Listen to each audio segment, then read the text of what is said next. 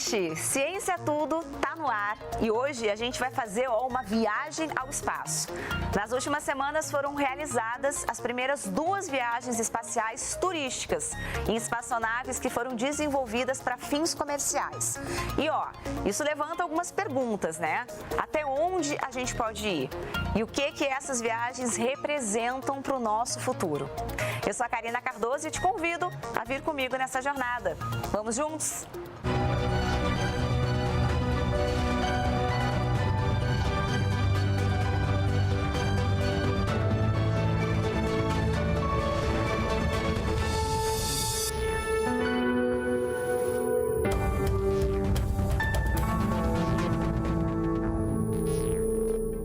Os primeiros turistas espaciais foram ao espaço em 2001. 20 anos depois, com uma tecnologia muito mais avançada, o turismo espacial atinge um novo patamar.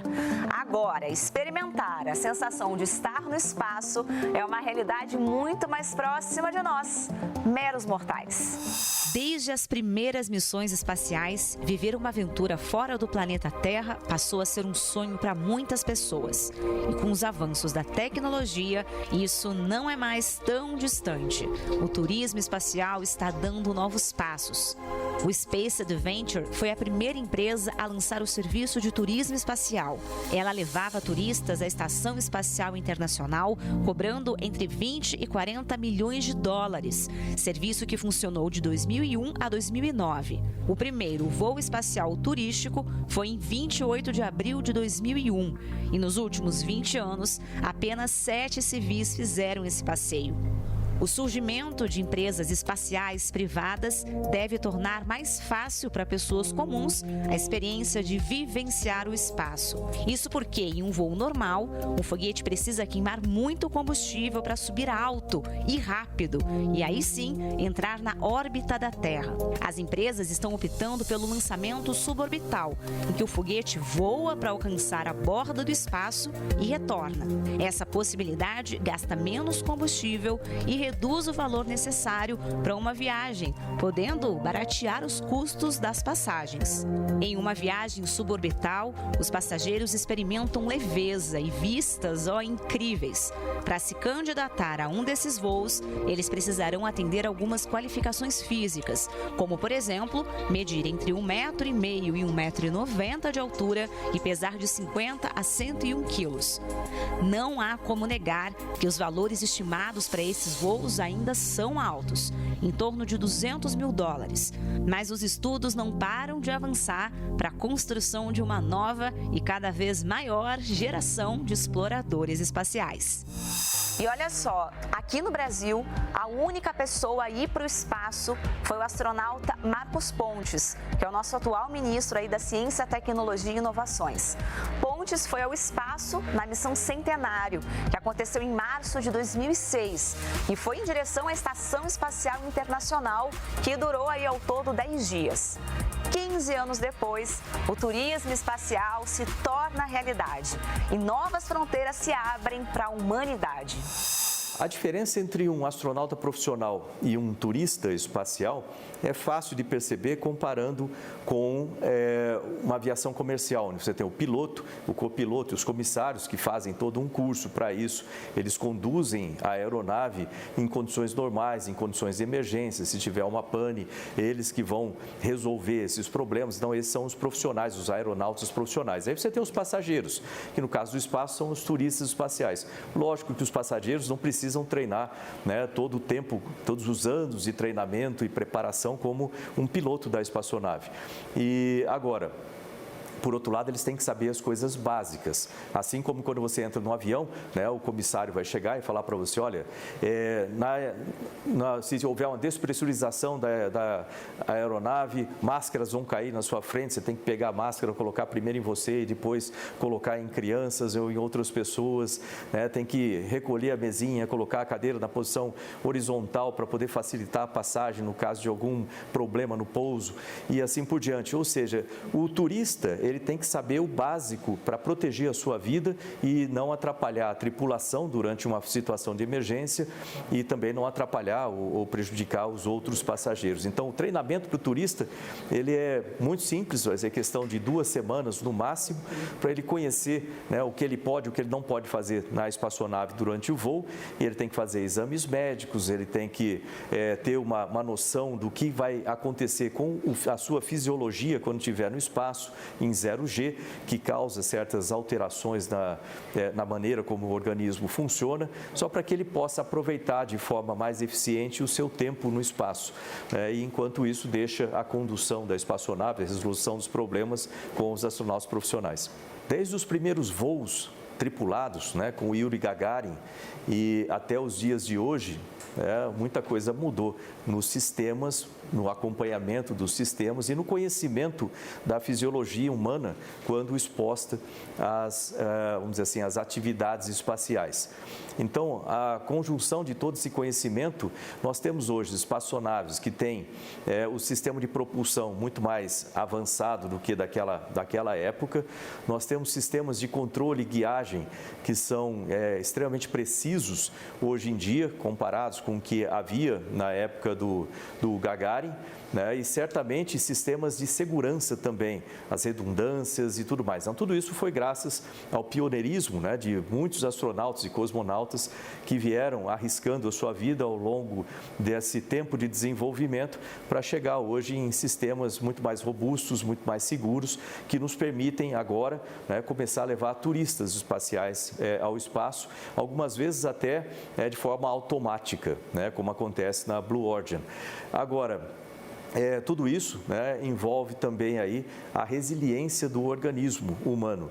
Então, é importante ainda, né, que esse conhecimento todo seja passado, mesmo para os turistas, né, que eles saibam o que vai acontecer com o corpo em termos de redistribuição de líquidos, em termos de se ficarem bastante tempo no espaço, por exemplo, a questão de perda de massa óssea, a exposição à radiação. Certamente o ambiente espacial ele é bastante hostil, né, para o corpo humano e qualquer pessoa que se arrisque, vamos dizer assim, a se expor a esse ambiente tem que conhecer os riscos e tem que conhecer as técnicas de preparação também para evitar ou para mitigar esses riscos. A linha de Kármán é um limite onde foi convencionado que fica a uma altitude aí de 100 quilômetros acima do nível do mar, usado para separar a atmosfera terrestre do espaço exterior. E é próximo dessa altitude que os novos voos turísticos espaciais já estão operando. Mas afinal, qual será o limite para o turismo no espaço? Até onde a gente consegue chegar? Praia, montanha, cachoeira. Já decidiu pelo roteiro das próximas férias? Pois é, tem gente optando pelo espaço. Você ouviu bem, espaço. É que vivemos um momento de retomada do turismo espacial, um segmento para poucos e com custos até então milionários. Mas ao contrário da proposta de 2 décadas atrás, que levava o turista à Estação Espacial Internacional, hoje os voos, em geral, sobem aproximadamente 100 quilômetros da superfície terrestre. A Agência Espacial Brasileira não trabalha com uma definição fixa de qual altitude que é o limite do espaço. Mas vamos levar em conta que os aviões comerciais, por exemplo, eles viajam até uma altitude da ordem de 10, 12 quilômetros. Outras aeronaves mais experimentais podem até voar mais alto. A NASA desenvolveu veículos assim, por exemplo. Mas vamos admitir que a partir de 30 quilômetros, 40 quilômetros de altitude, não se tem mais uma sustentação adequada, então uma aeronave com asas não vai ter muito efeito. Por isso que para grandes altitudes nós utilizamos foguetes que não têm mais asas, eles têm outro princípio de desempenho do seu voo e de sustentação. O que nós temos que considerar é o seguinte: à medida que se afasta muito da Terra e que a atmosfera fica muito rarefeita, o princípio de funcionamento desses corpos é diferente, você tem uma gravidade, o efeito da gravidade também já começa a ficar diminuído e você tem outros fenômenos que acontecem no espaço exterior. Por exemplo, você não pode respirar lá fora, você está mais sujeito a um bombardeamento por radiação cósmica. Então, é esses desafios que a gente encontra a hora que se afasta da atmosfera convencional, essa que está para baixo aí dos 10, 12 quilômetros, isso já dá a característica de um voo espacial espacial. Por isso que um foguete como esse, eu estou dando o caso de um suborbital, ele enquanto está voando até 30, 40, 60 quilômetros de altitude, ele sofre alguns efeitos da atmosfera. Depois disso, ele está num voo quase que seria num vácuo, e aí as condições de voo são muito diferenciadas. Então ele sobe a altitudes grandes e desempenha atividades como a de experimentos de microgravidade, que já são consideradas voo espacial. Estes voos com turistas são suborbitais, pois são lançados a altas velocidades, mas não orbitam a Terra. Logo após o lançamento, a nave faz uma trajetória em curva e retorna ao solo. Mas quem pensa que para por aí está enganado. Já existem projetos que querem levar turistas à órbita lunar. Para a Agência Espacial Brasileira, um segmento em expansão e com muitos desafios pela frente.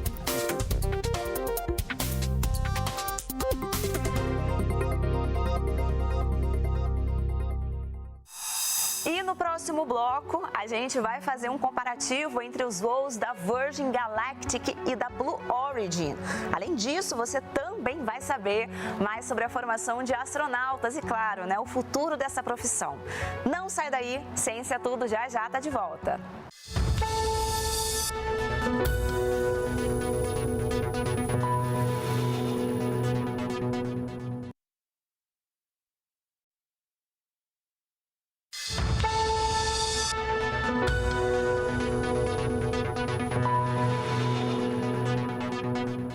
Nós estamos de volta com Ciência Tudo e hoje falando do turismo espacial. No dia 11 de julho de 2021, a empresa Virgin Galactic realizou o seu primeiro voo turístico espacial, dando início a uma nova era. 9 dias depois, a empresa Blue Origin também realizou um voo de sucesso e estabeleceu aí uma competição entre as empresas. Sem falar da SpaceX, que também já anunciou um voo a ser realizado ainda esse ano. Mas as duas espaçonaves turísticas da Virgin e da Blue Origin são bem diferentes visualmente e elas possuem também tecnologias e operações bem distintas. Olha só.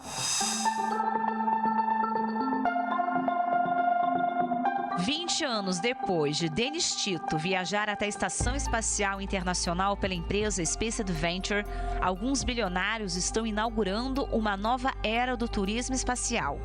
A bordo da VSS Unity de sua própria empresa, Virgin Galactic, o britânico Richard Branson foi o primeiro empresário a ir ao espaço em uma nave desenvolvida unicamente para fins comerciais. I was once a child with a dream.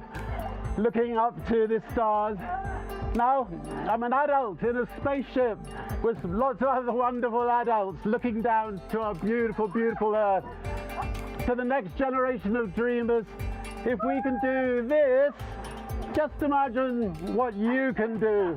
A decolagem ocorreu no Novo México, nos Estados Unidos, e o voo teve duração de 20 minutos, com 2 pilotos e 4 passageiros.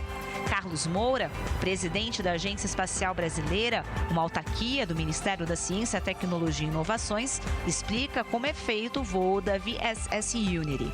A Virgin Galactic utiliza um conceito mais parecido com o que nós conhecemos na área de aeronáutica.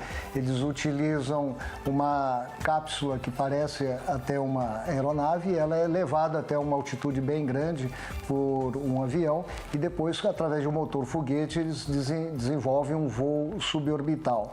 É pensado muito no conceito do conforto dos passageiros, e a visão interna que se tem é de como se fosse um avião de táxi aéreo. E depois ela faz um pouso como se fosse, de fato, uma aeronave. O Brasil possui 2 centros de lançamento de foguetes, um em Alcântara, no Maranhão, e o outro na Barreira do Inferno, no Rio Grande do Norte. Os 2 podem ser utilizados futuramente para voos como ramo da Virgin Galactic. Nós acreditamos que esses centros de lançamento, tanto na região de Natal, Parnamirim, quanto de Alcântara, eles podem atrair muito mais atividade espacial. Falamos, por enquanto, de voos suborbitais e de lançamentos de satélites, mas temos, sim, a esperança de que isso também pode se desdobrar para atividades de turismo espacial. Já o bilionário Jeff Bezos fez o primeiro voo tripulado sem piloto ao espaço a bordo da New Shepard, uma cápsula suborbital com sistema de foguete de sua empresa, a Blue Origin. A decolagem ocorreu perto de Van Horn, no Texas, Estados Unidos, e o voo teve duração de 10 minutos. A New Shepard alcançou 100 quilômetros de altura, enquanto a VSS Unity chegou a 86. No caso da Blue Origin, já é um lançamento com um foguete parecido com os que levam cápsulas ou satélites ao espaço. Esse foguete impulsiona essa cápsula habitada até uma determinada altitude e depois essa cápsula também percorre um voo suborbital e o pouso é feito com um sistema de amortecimento por paraquedas. Ela pousa numa área deserta. Então são propostas diferentes, mas que dão aquela impressão, né, de gravidade quase zero, então, e uma possibilidade de observar a Terra de uma altitude bem grande, algumas dezenas de quilômetros de altitude. Também viajaram com o empresário seu irmão Mark Bezos, o holandês Oliver Dayman, de 18 anos, o mais jovem a alcançar o feito, e a aviadora Wally Funk, a pessoa mais velha a ir ao espaço. Nos anos 60, Wally fez parte do Mercury 13, um grupo de mulheres selecionadas que passou pelo mesmo treinamento que os homens na Agência Espacial Americana. Porém, o grupo feminino não chegou a ir ao espaço. And I want to thank you, sweetheart, because you made it possible for me. I've been waiting a long time to finally get it up there, and I've done a lot of astronaut training through the world, Russia, America, and I could always beat the guys on what they were doing because I was always stronger and I've always done everything on my own. And I didn't do dolls. I did outside stuff. and I flew airplanes. I had 19,000 some hours. Além das empresas Virgin Galactic e Blue Origin, a empresa SpaceX de Elon Musk é pioneira em inúmeros feitos no setor espacial. A SpaceX já foi revolucionária no mercado de transporte de carga aérea. Começou com veículos lançadores de satélites e entrou também na proposta de levar cargas à estação espacial e levar astronautas ao espaço. E foi muito exitosa, desenvolveu uma capacidade muito boa de voos regulares, com uma cadência muito forte, veículos reutilizáveis e jogando o preço do transporte de carga lá para baixo. Então é um caso exitoso e eu tenho certeza que ela também vai saber utilizar essa experiência, essa capacidade de ousar para também inovar no ramo do turismo espacial. Segundo Dylan Taylor, presidente e CEO da Voyager Space Holdings, empresa de exploração espacial, a SpaceX pode revolucionar o turismo no espaço com Starship, um veículo de lançamento e espaçonave completamente reutilizáveis. One concept with Starship is you could actually use that to go point to point here on Earth. So imagine going Sydney to Tokyo, you do it via orbit, and if they can get 150 people on a Starship, which is roughly what I think they're planning to do, then you might be able to get that price down to the cost of an international first-class ticket over time. And then, of course, it's a tipping point because why would you fly on an Airbus 380 if you could be there in 40 minutes on a rocket and get your astronaut wings and get a view of the Earth? Welcome to space.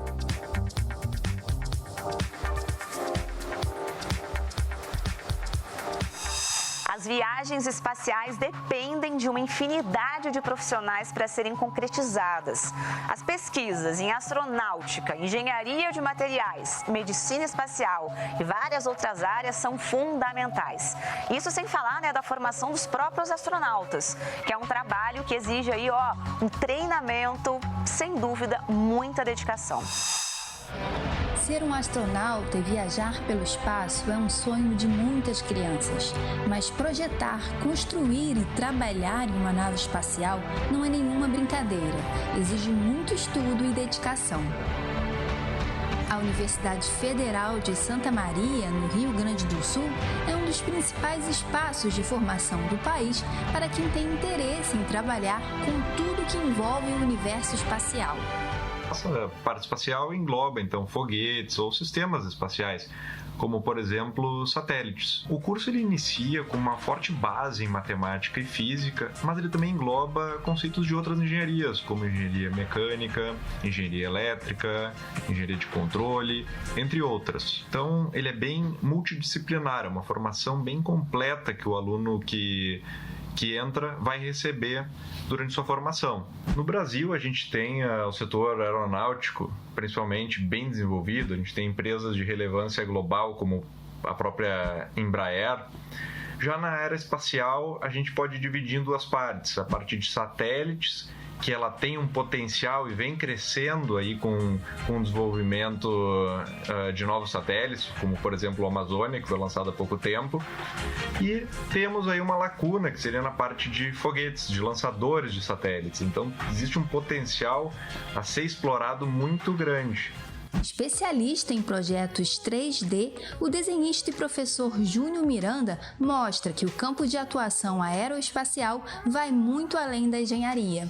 Atualmente, ele é um dos colaboradores da revista da Agência Espacial Russa e também se dedica à pesquisa e à divulgação da história e dos fundamentos da tecnologia espacial. Quando a gente pensa no espaço, a gente logo imagina, você só pode ser engenheiro ou astronauta, mas você pode ter vários ramos de atividade que se encaixam na astronáutica, desde o desenhista técnico, advogados, químicos, matemáticos, profissionais da área técnica, profissionais que lidam com impressoras 3D, por exemplo, profissionais que lidam com maquinaria, com ferramentaria, artistas também. Praticamente qualquer área do conhecimento humano, qualquer área profissional pode ter um emprego na grande aventura da pesquisa espacial, para participar do progresso espacial da humanidade.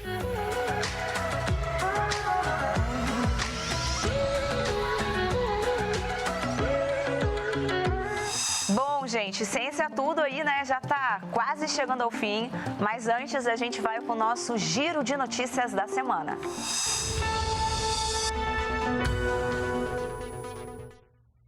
Os ministros da Ciência, Tecnologia e Inovações, Marcos Pontes, de Minas e Energia, Bento Albuquerque, e das Relações Exteriores, Carlos Alberto França, participaram do evento de celebração dos 30 anos da ABAC, Agência Brasileiro-Argentina de Contabilidade e Controle de Materiais Nucleares. A ABAC é uma organização internacional criada pelos governos de Brasil e Argentina em 1991. A agência tem a missão de garantir que todos os materiais e instalações nucleares existentes em ambos os países sejam utilizados exclusivamente com fins pacíficos. Certamente a energia nuclear, com todas as suas aplicações pacíficas, ela vai estar cada vez mais no nosso dia a dia, mas é importante assegurar que os riscos da utilização incorreta dessa energia, como armamentos, ela tem que ser banido.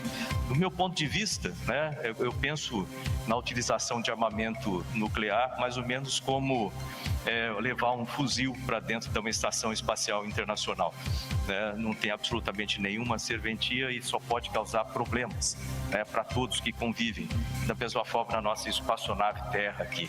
Então, é muito bom ver o sucesso dessa agência, é muito bom ver o futuro dessa agência também.